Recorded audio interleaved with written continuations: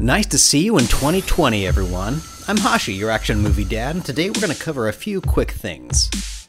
We'll crank our footage up to Sonic speed, create some motion trails with Trapcode Particular, and even make some of our own little scenes, like this one with Sonic himself, or this one with Sonic himself. And you know what? It's our scene, so it doesn't even have to be Sonic. All we need now is the title screen, so on your mark, get set. Download a Sega-themed font and apply some universe luster, and then splash it in the face with VHS and... Because Quicksilver and the Flash exist, so do a lot of very awesome tutorials on superhuman speed. I always recommend you check out a variety of techniques in case one suits you better. There are some awesome key things that I think really help sell the speed of a character. There's smearing of the character, graphic trails, bonus elements like glows and electricity, environmental effects like dust getting kicked up, and displacement ripples.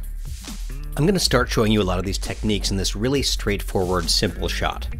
Then we'll get into some more dynamic and 3D shots that look a lot cooler, but I won't labor over each setting as much. And lastly, we'll talk about a Trapcode Particular template that you can download right now. At any time, you can use the table of contents below to navigate right to whatever you want to learn. Also, throughout this and all of my videos, I often utilize Video Copilot's free FX console. It's this little thing that pops up when I select effects sometimes. For me, it's a much faster way of applying effects, especially when I'm iterating quickly. So, with that, let's get started. Usually you film someone doing a regular action and then speed it up in post. But there are a few things that you can do to make your fast-forwarded performance look just a little bit better. Now, if you don't know what smear frames are, they're a really cool way that animation sometimes compensates for quick motion without having to have a character pop from one spot to another too quickly. There are some amazing examples and demos of smear frames online. Let's talk about how we could create some of these smear frames when speeding up footage in After Effects. Let's start with this jogger in a static shot. Now here's her at real speed. I can use time remapping to speed her up so she runs across in just 1 second. But now when I play back, it looks a little bit odd. And in fact, this spacing happens to make her look like she's kind of doing a weird glide or something. And that's where something as simple as frame blending can help you out. Now you're probably already familiar, but there are two types of frame blending in After Effects. One that uses opacity to blend frames together, and one that uses optical flow to actually generate new, unique frames. In this case, opacity frame blending actually looks pretty good. It's less stuttery and you get sort of the sense that her arms and legs are moving and she's a little bit fainter, like she's motion blurred. But when we zoom in, you can see that we might actually want more samples than this, and that's where a combination of echo and optical flow will come in. Let me turn off frame blending for a second and add the effect time echo. Now when you apply echo, one echo will appear from about a frame ago and everything looks brighter. That's because the default number of echoes is set to 1. The echo time is a negative 0.033 seconds ago. That's 1 frame ago if you're working in 30 frames per second. I'm in 24 frames per second, so it should actually be a negative 1/24. But let's set the operator mode to minimum, which kind of extracts her darker values and echoes them. Now you can play with different operators to get different results, depending on your shot. Now, if I crank up the number of echoes, I get something like this. My very own Michel Gondry video. It's neat, but these echoes are too far apart. And since this section is actually a lot of frames scrunched together, I could actually set the echo time to a smaller interval, like negative 1/48, or maybe even negative 1/200. And now we've got a tighter arrangement. Now here at the bottom of echo, we've got decay. This is like the opacity of each subsequent echo after the last. So if I set this to something like 0.9, it'll look like the echoes are fading out. Looks pretty neat in motion. But depending on the quality you're going for, this is still actually not a great number of samples. So let's try cranking down the echo time to a really low number. Now in theory, there should be more samples that are physically closer to each other. But my original footage only has so many frames. That's why I can only see like 5 echoes here, even though the echo number is set to 19. Here's where optical flow frame blending comes in handy. Now check it out. If you can imagine, the echo effect is now showing 19 interpolations of negative 0.001 seconds ago. And since After Effects is using optical flow, it's actually created 19 unique images that all overlay together nicely like a smear frame. Now, an obvious note, for every frame the computer needs to synthesize and overlay to produce this image, your render time will compound. But man, you can get some really crazy looks. So as you play around, find a setting that works for you, and then consider pre-rendering this bit before moving on. Now, depending on the type of shot, having this as a basis is a great starting point for adding in some additional effects that are more Sonic themed. Now, human and animal super speed is often represented in film and animation by emulating the effects that we see of real-life fast things, like dust trails, contrails, sonic booms. Oh, I just got that. Sonic. Just like the drive-in. Sonic and the Flash are often accompanied by long graphic trails or electricity. Sonic has some pretty clean lines and trails, and most versions of the Flash have a bit more grit to them. And in my tinkering around, I've found that once again, Trapcode Particular is really good at replicating a lot of these kind of effects. Since I don't know what your shot looks like, you'll need to have a good grasp of the basics of how we're using Particular here. The premise is really simple. We're going to create a stand-in 3D card that animates along with our subject. Then we'll attach multiple particle emitters to that card that emit trails of particles that fade out over time. Sometimes your motion will come from you animating the emitter's position through your scene, but if your subject's relatively fixed within frame, we may use Particular's wind settings to simulate motion. In this running shot, for example, I'm going to make a 3D null that I keyframe along with this subject. It's pretty easy in this case. Next, I'll create a point light called emitter and parent it to the null. I'll make sure the position is zeroed out, and then I can duplicate the layer and rename it feet, and just slide it down here to where the feet touch the ground. Now, because this is really simple, as I scrub through you can see that we've got locators that move right along with our character. Let's create a solid with Particular now. I'll change the emitter type to lights, and if I named my emitter properly, I should automatically have a nice trail of particles that emits from my character. I'm going to turn down the velocity to 0, the emitter size down to 0 as well, and that should give me a simple straight line right behind her. Another value to keep an eye on is the velocity from motion slider here. It's pretty awesome for adding momentum to particles in some instances, but it's not always great for graphic trails. So right now I'll turn it down a lot. Next, let's change the particle life to 0.5 and set the particle type to streaklet. Now, a streaklet is like a bunch of bristles from a brush, and they look good when you have a really high particle count. I'll add the fade out preset to my opacity over time, and then I'll change the blending mode to add. Let's also change the color to a Sonic blue. And then down here at the bottom of particle settings, you have some options for your streaklet to customize the look. Playing it back, here's a nice basic streak. And since that emitter is parented to the body null, I could nudge the position of the emitter to work best for the shot. And just for fun, let's Option or Alt-click on the position to add this expression. This expression will still allow me to move where the emitter is, but it'll give me a delightful little bob to the Y position as this jogger is running. So basically the first number here in the Y category is the amplitude of a sine wave, and this time times 30 is the frequency. And it looks kind of cute. Now, to smooth this sine wave out a little bit, I'm going to jump back into Particular, and then under Emitter, I'll select the Position subframe and set it to 10 times linear. Depending on how fast your motion is, you could also select Smooth or even Exact as well. Now, in this wide shot, this one emitter creates a pretty nice streak that fits our blurred character. But if we had had a larger subject in frame with more distinct features, just one streaked emitter may not do. And one of the things that's great about using light emitters in particular is that at any point I can simply duplicate the light, and now I automatically have a secondary point generating the same type of streaks.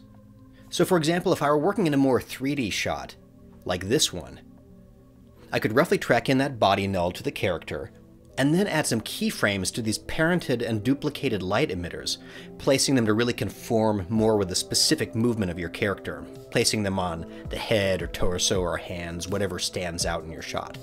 So remember that even though I'm presenting it really simply right here, this technique can give you some really robust results. Now let's try adding in some ground smoke. I'm going to create a solid with Particular and do some of the same steps as before.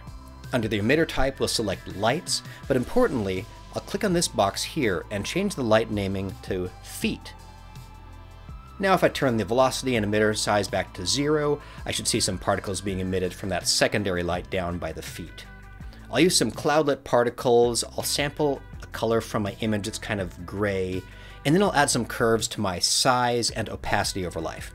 Now smoke starts small and then grows out as it dissipates, so my size will grow over time, and my opacity will ramp up quickly at the beginning and then slowly fade out. Under lighting, I can also enable shadowlets to give this a smokier feel, and then it's very likely that I'll crank the opacity all the way down to something like 1, with just a little bit of random opacity across the particles. Down under physics, I'll turn up the air resistance a little bit and add a little bit of negative Y wind, and I'll also let the turbulence field affect the position of these particles. And I'll probably turn down the scale of the turbulence as well. Now if we've done our job right, we should have something that looks like smoke being churned up from her feet as she runs along. Now just like any particular layer, you could play with these settings until you're blue in the face. But just keep in mind the environment of your shot. Like a desert would have a lot of dust, a bright white spaceship corridor, not so much. Sonic sometimes has electricity that emits from him, and there are a few options you have in After Effects when it comes to electricity, depending on how much time you want to spend. You could always go with stock elements, like Action VFX has a free lightning pack on their website, and one of the very best options you have is visiting our friends over at Production Crate. They have several amazing stock electricity effects available to anyone, and even more beautiful ones for pro members. And on top of that, they have some really great content covering the use of these elements, so I highly recommend that you check those out. Now how about non-stock related options? Well, there's the Advanced Lightning plugin that comes with After Effects, and you can also create electricity-style trails with Particular. We'll do that a little bit later as well. Andrew Kramer has, of course, the best tutorial in the world about compositing Advanced Lightning, and learning some detailed ways that you can make its animation look more directional. So put that on your viewing list as well. I'm not going to get even half that fancy here. Instead, I'm going to use small bursts of Advanced Lightning using the strike mode, and I'll cheat wherever I can. For example, I'll use a 2comp expression to set the origin point of this lightning to the same location as one of the emitter lights on the body. Then I can clip this lightning solid down to a small, like 2 to 6 frame animation. I can duplicate out this little blip a bunch of times and then go to each one and just change the lightning direction to a different spot in frame, giving me these cool, quick little bursts of electricity. Mix these with some spark hits from your favorite stock collection or a particular emitter, and you can really crank up the energy of your shot. Now, while this shot covered a lot of the kinds of things we'll do, it's still not a very dynamic shot. I mean, you could try color correcting it, adding camera shake or some other top filters, but since speed is dynamic, it'd be better to have a shot with more motion. So let's move on to something more interesting. Sonic! In the opening of the trailer, there are some nice wide shots that basically replace Sonic with this little ball of light, and the motion is pretty cool. Let's do something similar on top of this more interesting piece of footage. Now here we've got the camera moving, it's a nice racetrack, we have some other cars for comparison. I'm going to create a Sonic trail that runs along this track with basically the same setup as before. First off, we'll set up the scene. We'll camera track this beast and then create a ground plane, an origin. We'll also add a few nulls as close to where these floodlights are placed as possible. Then I'll normalize the scale of this project by rotating the ground plane around to be square with the footage, then parenting all of my 3D tracking guides and the camera to it. Now I can change the position of this ground plane to 960 by 540 by 0, and the rotation to 270 by 0 by 0. Now I'll create a dummy solid that's the same as the comp dimensions, make it 3D, and then I can adjust the scale of my ground plane until that dummy solid looks like it's a healthy size within the frame. This actually turned out to be a pretty good scale to begin with. Now I can delete that dummy and unparent everything else. There are lots of benefits to doing this before embarking on any 3D tracked scene.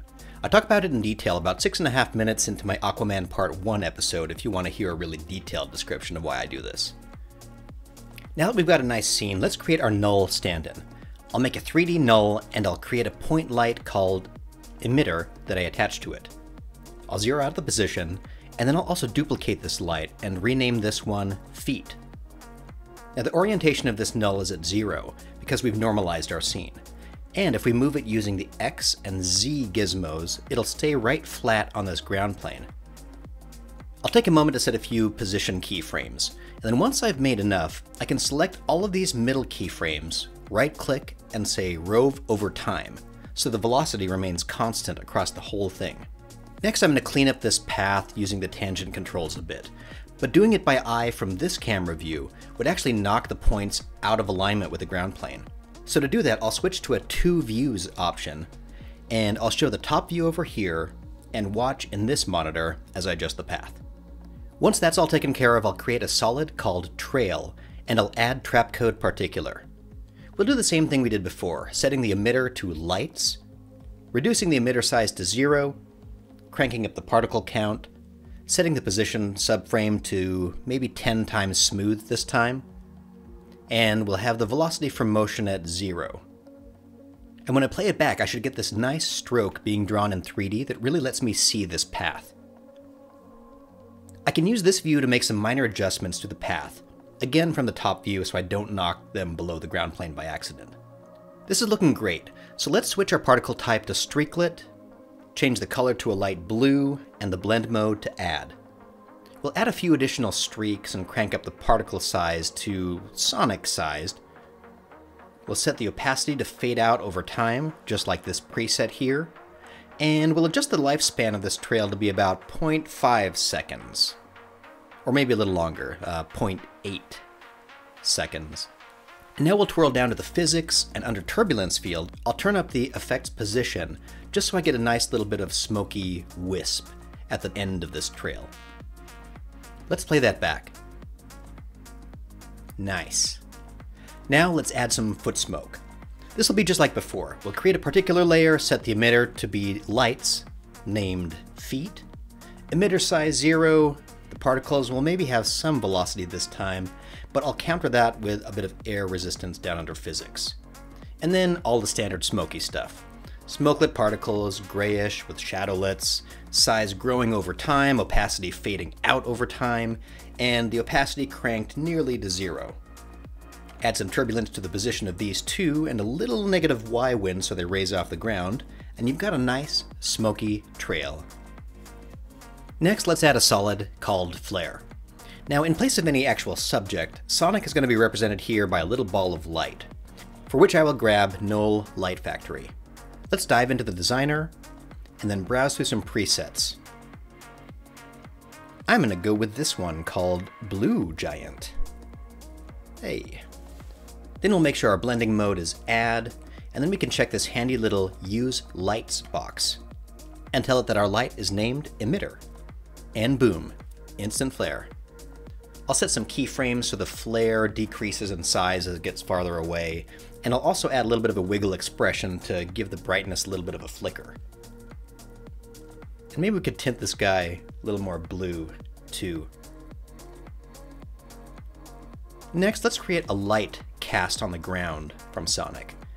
I'll load in this texture card, lay it flat on the ground plane, and then scale it up to kind of fill most of frame. Then I'll use CC Tiler to scale the texture down within this card. And luckily you'll never see much of this card at once, so the repeating pattern doesn't really matter in this case. Now that I have this 3D layer, I can create another 3D solid that's flat to the ground and parented to the body null. I'll make sure the position is zeroed out, and then I'll draw a neat little feathered ellipse on it. Now I can set this as an alpha matte for that layer below, and you can see that now I have a slightly textured ground glow that moves nicely along with the body. Here's that soloed. And now let's add in some advanced lightning, but with some expressions to help us make short work of it. I'll add in a black solid with advanced lightning applied, and then I'll change the mode to strike. And I'll scale down the core and the glow a bit. This is a wide shot. Also, we can change the blending mode of this layer to add. Now I'm going to rename my lamp locators with unique names. And then watch how just a few expressions will make this so easy. I'll Alt or Option click on the origin point for the lightning, and I'll add a standard 2-comp expression, using the lamp 1 as the location. And as that gets applied, the start of the lightning snaps right to this lamp over here.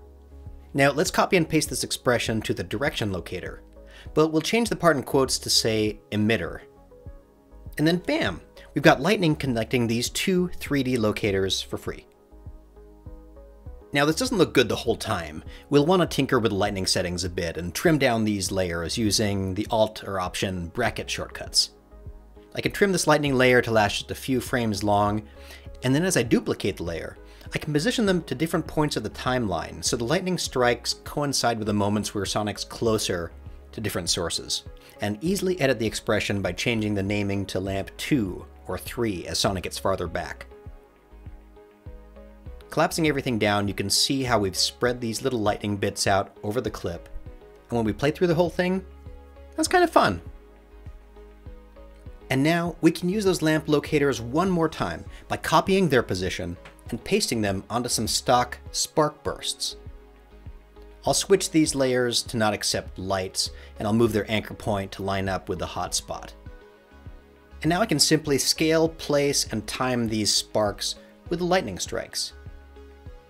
Last touches, I'll apply Magic Bullet looks to quickly shop through a couple of different color options, and then do some final tinkering with the glow levels of the lightning. To crank up the look of this streak just a bit more, I'll also apply some optical glow. And kind of fun shot.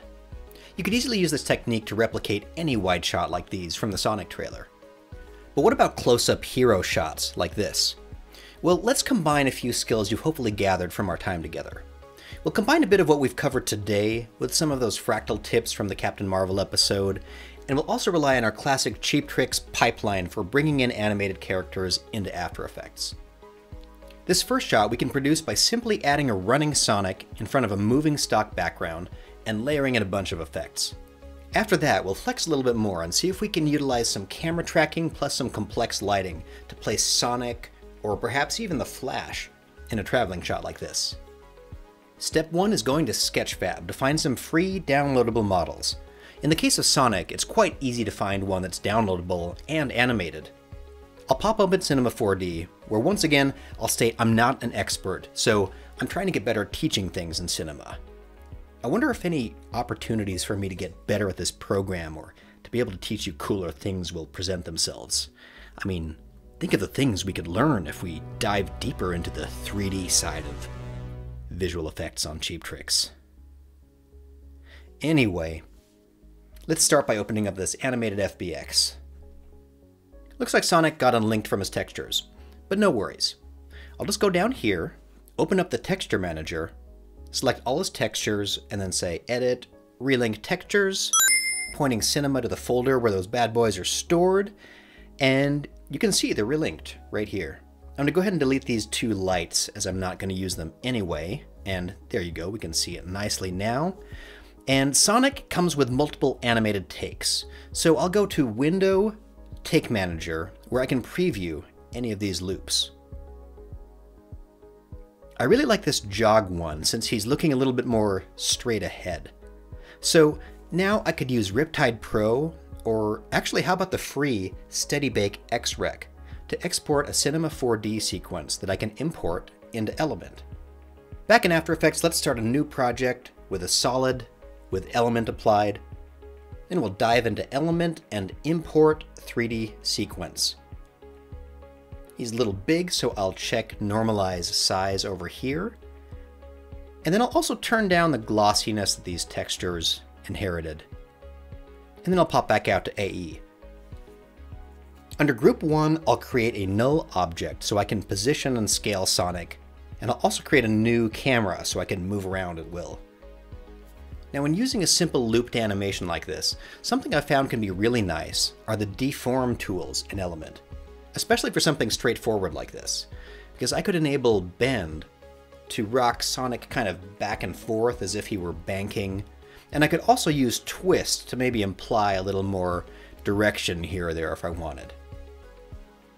Just for fun, I'll apply a wiggle expression to the bend angle, adding a seed random to lock in that wiggle motion, and I'll also throw on some Real Smart motion blur to make this action feel a little bit smoother.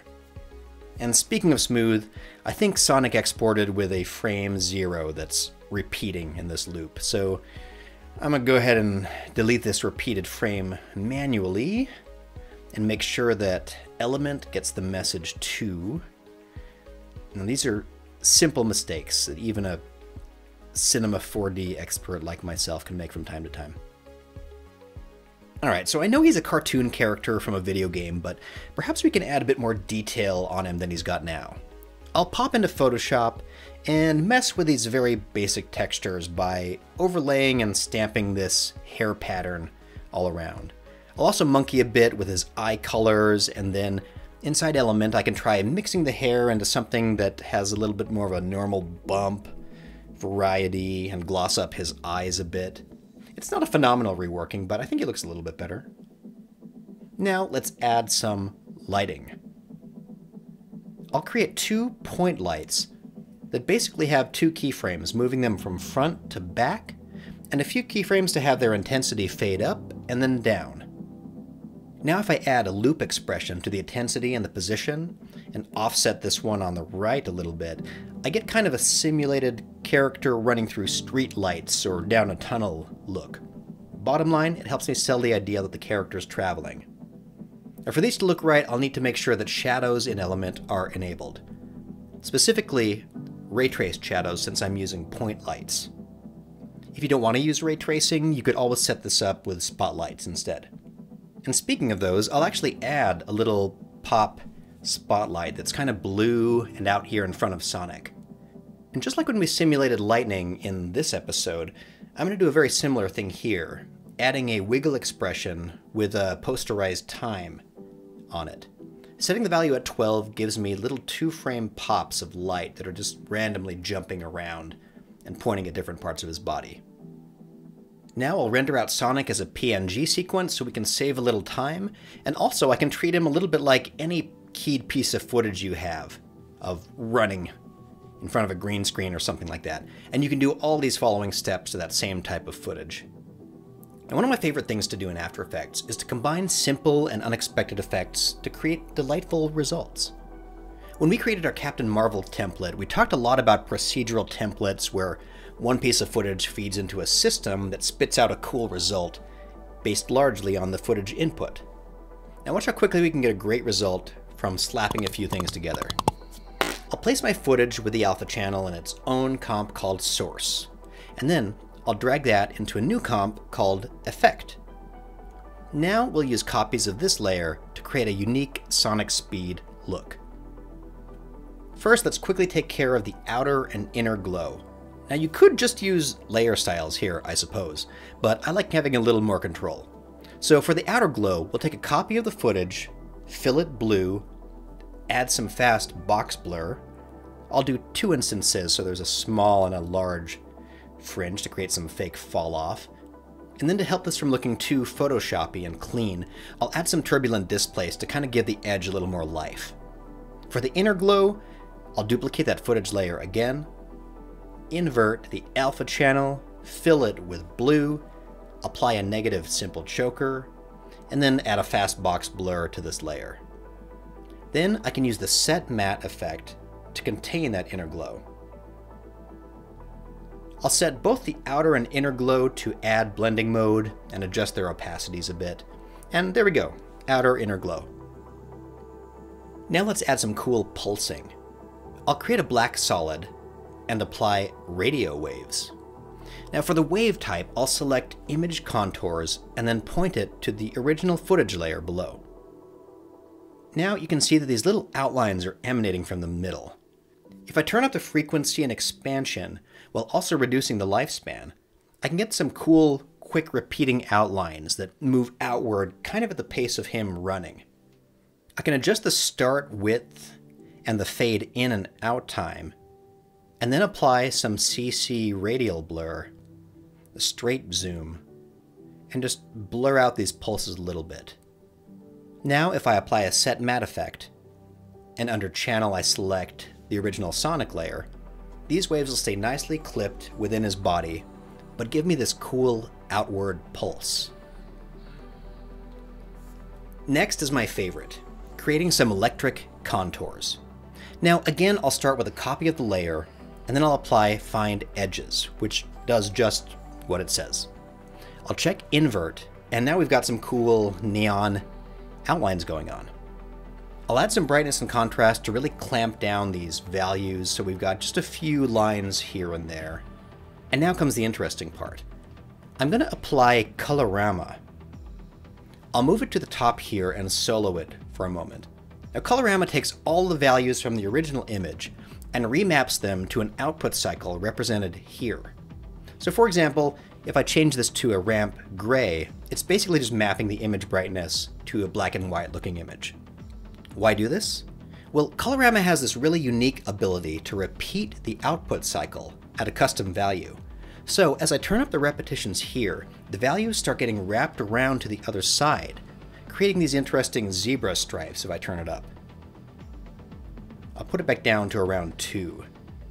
And now when I turn on my find edges again, there's a new edge that appears created right between where the previous edges were found.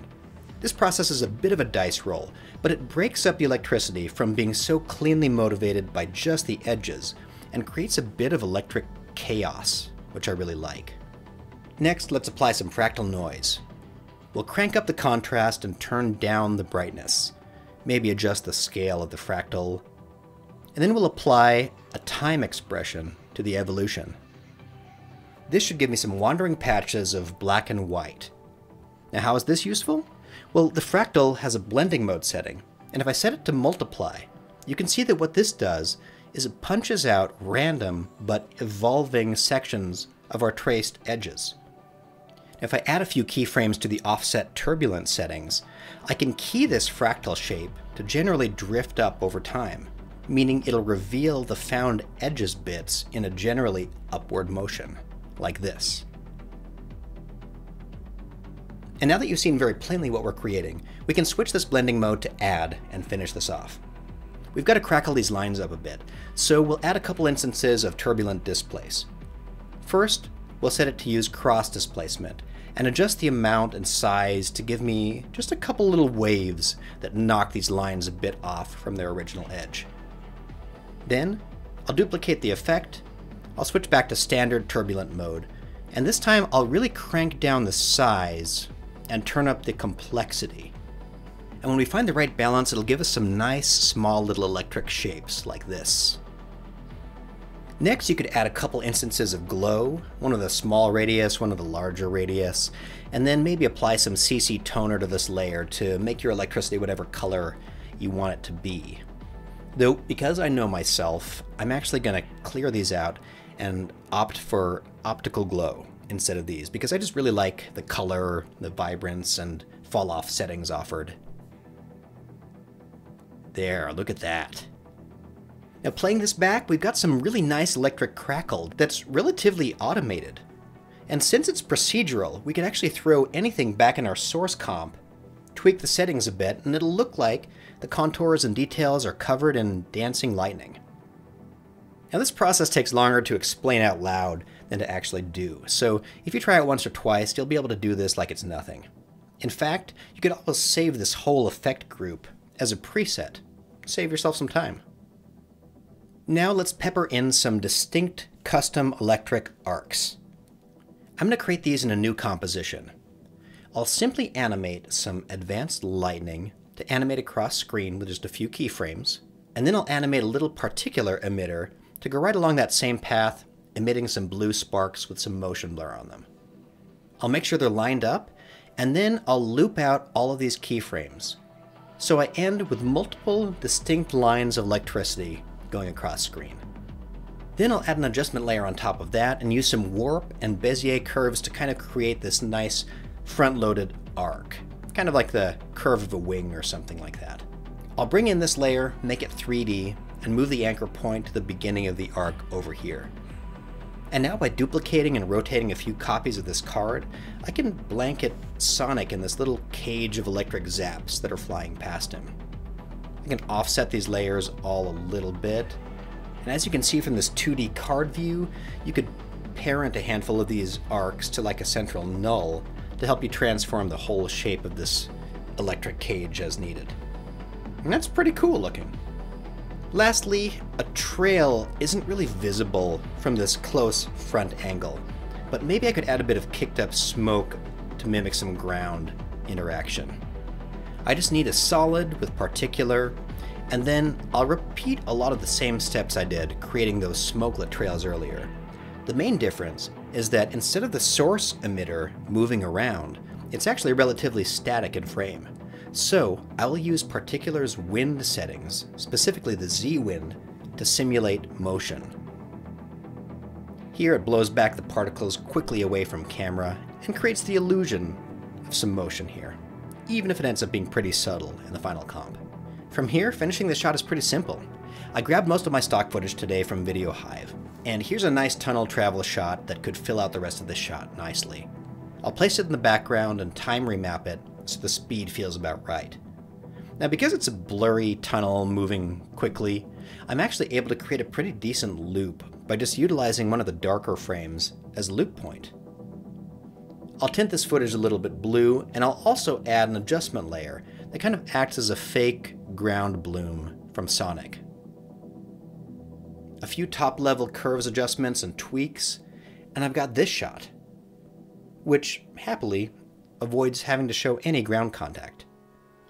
And when searching for clips for the intro of this episode, I saw this shot of the Flash, and thought it was pretty cool.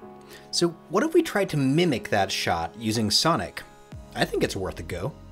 In fact, I think we could accomplish it pretty quickly. So we'll start with this footage. It's important that it's nighttime here because effects like trails and glows really look better in front of dark backgrounds.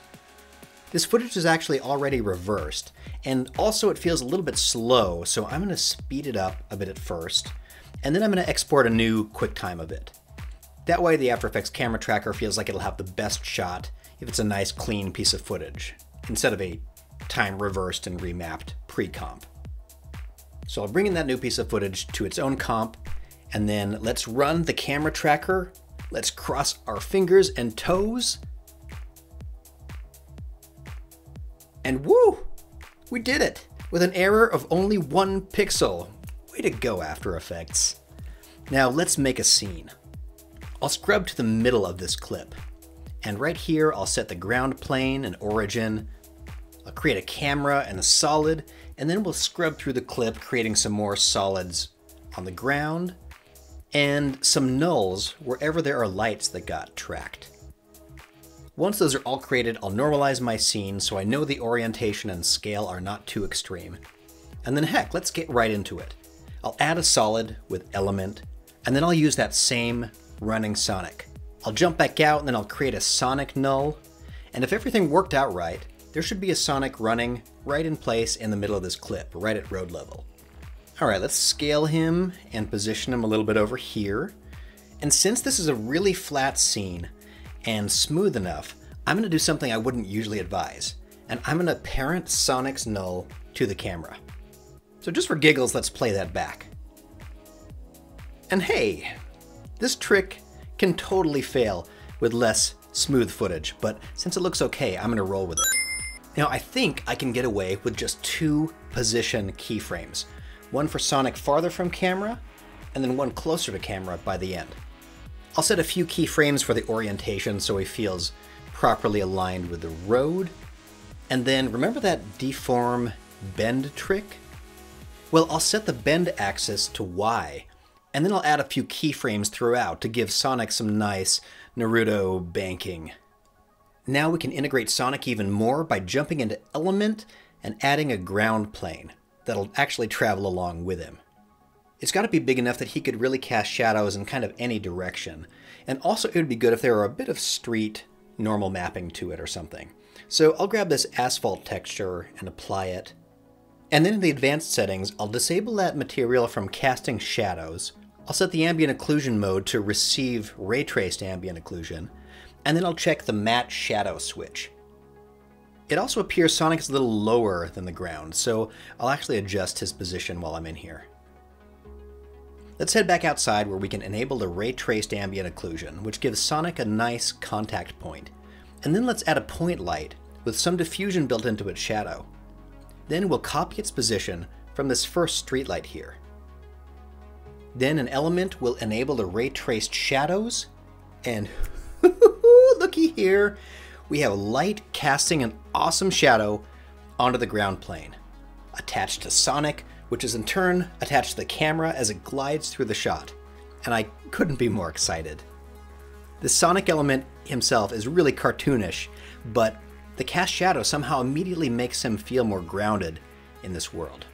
So I'm going to duplicate this point light a bunch and then copy and paste the positions from all these lamppost nulls. I think Element maxes out at 8 lights, so I'm just going to use 5 of these locators for street lights and reserve a few for some other effects. And because I couldn't quickly figure out how to give these lights a real fall off on their shadows, I'm actually just going to keyframe the shadow darkness to go up as Sonic runs past them and then fade out again. I'll create all of these keyframes at the same time, then I'll press U to reveal them all together, and then I can just slide them to match the timing of my scene. Alright, so let's try playing that back. And oh my god, Becky, look at those shadows. Now I know he's not colored or composited well into the scene yet, but as a base render, I think we're really getting there. Let's add a new spotlight that I can place behind Sonic. It'll be pointed forward at his back, creating kind of a rim light. Now this rim is both to kind of pop him away from the background and also supposed to kind of be like light emanating from behind him caused by that speed trail. I'm going to add some real smart motion blur to this, and then I'm going to go ahead and pre-render a PNG sequence of Sonic and his cast shadows. It says it's going to take about 6 or 7 minutes, so maybe I'll pop over to Sketchfab in the meantime and do a quick search for models of the Flash. There are several pretty awesome free ones available, but I really feel like supporting our creative community, so I'm actually going to buy this model from EagerX. Now unfortunately, when I open this file, all of the textures seem to have become unlinked and not even pathed in here. They're actually really well named in the folder, so I'm going to need to take a second and quickly apply each of these textures and their normals back onto this model. Now that I've finished that silly process, I really don't ever want to do it again. And luckily our good friend Harry Frank actually made a tutorial on this specific thing. When you have a complicated object with a lot of different textures, you can use Cinema 4D to bake the object and texture into one simple object, one simple texture. That's exactly what I want, and I'm going to run that process right now. This is all for the sake of having a simple model that I can use with Mixamo and then Element. Once I'm more proficient with Cinema 4D, I might actually do more of my work in here with these nice full-res textures. But for now, let's head over to Mixamo.com, upload our model of the Flash that we just exported, place the simple rigging dots, and bam, we've got a rigged Flash. We'll click over to Animations and search for Runs, and it looks like this simple running one works pretty well. I will mess with the style and speed and the character arm space until I get a loop that I feel like has the energy of the Flash, and then I'll download that. Back in Cinema 4D, I can apply that combined texture to the FBX I just exported, and then I can run Steady Bake one more time to export a Cinema 4D sequence. And now that my Sonic render is done, I can dive back into After Effects, open up my element layer, and import my run cycle for the Flash. I'll properly scale him to be a little bit taller than Sonic, and then after adjusting the amount of bend in this taller character, I get this. Running Sonic render, running Flash render. Who could be happier? Let's set up our effects levels using Sonic. I'm going to rearrange my layers so I just have the nice background and the rendered out Sonic up top, along with the Sonic null. Then I'll create 2 point lights. I'll rename one emitter and one feet and parent them to the Sonic null. We should be pretty familiar with doing this by this point. Just like before, I'll add a solid with particular and set it up for some nice streaklet particles to follow Sonic. One thing I'll do at the very beginning, under the emission extras, I'm going to enable the pre-run to allow particular to be generating particles earlier. I'll also add a phantom keyframe to the Sonic null position to create a bit of extra curve in that trail leading up to frame 1.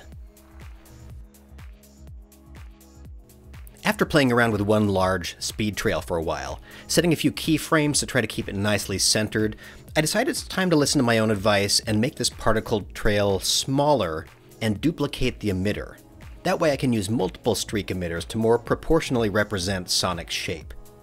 I think that looks a lot better. Now, I can super quickly add a flickering lens flare behind this hedgehog by adding a solid with null light factory, which I can link right to that first emitter, and then use a wiggle expression on the brightness. We're building to something cool now, I can feel it. Let's duplicate our Sonic layer and apply our electric cocktail of find edges, fractal noise, and turbulent displace, and set that layer to add. Then we can duplicate that layer and make a copy where the turbulent displace is turned up even more, placing these electricity lines outside Sonic. Then we can move that layer behind him. At this point, I think it's a good idea to finally bring in our old friend SuperComp. We've actually only got 6 active layers right now, which is pretty surprising for this. And I think they can really start to inform how nice the overall shot could look. So let's select these 6 layers and then go to RGVFX SuperComp. SuperComp combines and outputs these layers into one new layer and opens up our SuperComp mixing window.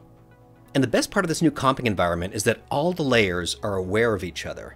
Also, this actually blends the layers together using a 32-bit color blending space, even if your project is in 8 bits. This generally means that it's harder to blow out your image when you're combining additive layers. So let's look at this lens flare, for example. It's not as bright as before, and its fall off is a little bit gentler. So I'll actually jump down to that layer and dial up the brightness a bit and tint the flare more blue. We can finally make Sonic look more married to this scene by adding in a nice haze in SuperComp to kind of match his black levels, and I'll also turn up the shadow amount to give him a soft, darker interior. Then I'll add 2 instances of light wrap, one that's tight to his body and one that's a little more diffuse. I'll add in some optical glow to my electricity layers, and I'll also add some extra heat blur behind this top layer. I noticed that my ground shadows are getting a little washed out with this light wrap, and what is Sonic without shadow? So I'll duplicate Sonic's layer, rename it to Shadow, and do just a rough mask of the ground shadow, and then I can add that into SuperComp without any light wrap. Next, I'll scroll up to the top of my layer stack and add an adjustment layer above my SuperComp layer. Here I can add magic bullet looks, so I can pick a look that's a little bit more evocative of that original flash shot that I'm emulating. Now, a lot of these look pretty cool, and for now, I will settle on Onslaught. It changes the look of a few things, so I'm going to adjust the color on Sonic a bit. And it's all looking neat, but I want to add a few extra things. I'll start with some floating particles in the air. I don't know what they are, but they're visible in this flash shot. And you know what? I bet that they're mostly motion-enhancing floaties, or MEFs as we call them in this bit I just made up. Actually, a lot of houses I know call this stuff crap in the air. No joke. To create these particles, I'm using Particular again, and I'm simply creating a particular layer with a box emitter and a new null called Air Particle Generator. I'll parent this null to the camera, drag it a bit behind camera, and then on the position of Particular's box emitter, I'll use a to-world expression. You'll see that this puts a bunch of crap in the air. I'll give it a lifespan of 1 second, have the opacity fade out over time, turn the size down, make them cloudlet particles so their shapes aren't as uniform, enable some motion blur, tint them blue. And now if I solo that, we've got some nice particles trailing away through the air. Now here's like an exaggerated side view to show you what's going on. We've got the camera moving and the emitter attached behind it, with particles being born right into its field of view and then fading out. All I have to do to incorporate this and any other new layers into SuperComp is to open up the SuperComp panel and click on the plus sign here under Source Layers. Now let's do what we did on that last step of our racetrack scene and add a bunch of small bursts of advanced lightning to our scene. Since everything's pretty fixed, I'm just going to add some 3-frame lightning strikes that either come from off-screen or maybe toward one of these street lights in the scene. I'll create about 4 of those, and then I think I'll polish off this shot with some awesome assets from Production Crate. I'll grab a few of their very cool lightning animations, and then this lens flare called Crystal Optics. And then in like the laziest way possible, I will slap these layers on top of my Sonic render at a few key moments. And now check out this result. Now you'll remember that a few minutes ago we also rendered out this asset. So what if we were to do a straight swap out with our Sonic layer? Well, it all looks pretty great. With a little color correction, repositioning those streaklet generators, and repositioning the targets of those lightning strikes, we've got a pretty nice scene going just using what we've got here. Now, the Flash usually has some additional effects going on around him, specifically kind of this trail of distortion, some brighter lightning, and at least in this shot they've opted to have the Flash with a more traditional run speed, meaning that his foot contact is actually sliding along the pavement as it moves under him.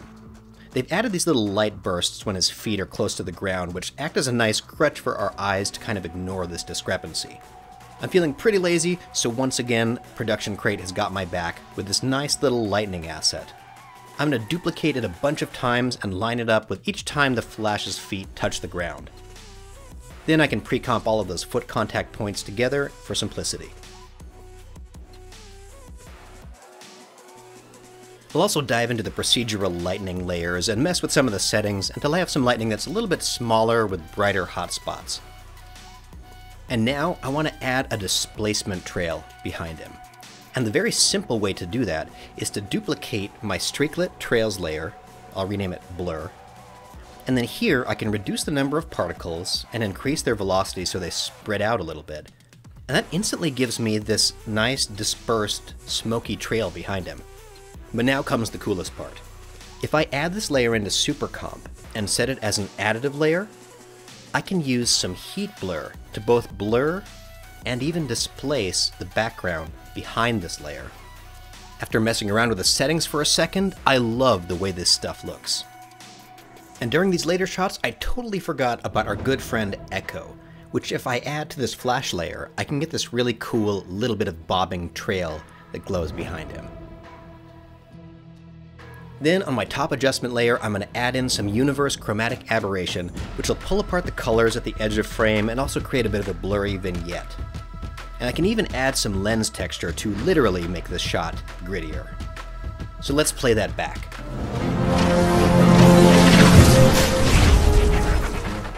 So now with everything combined, we've created two nice little VFX shots using the exact same setup, and I think that this is a great place to start wrapping up.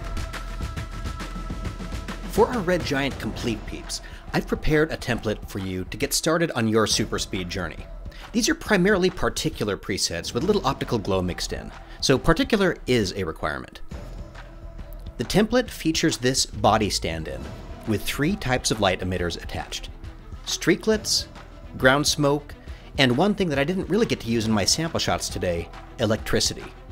Now the streaklets and smoke are very much like in our examples today, and the electricity is also generated with particular.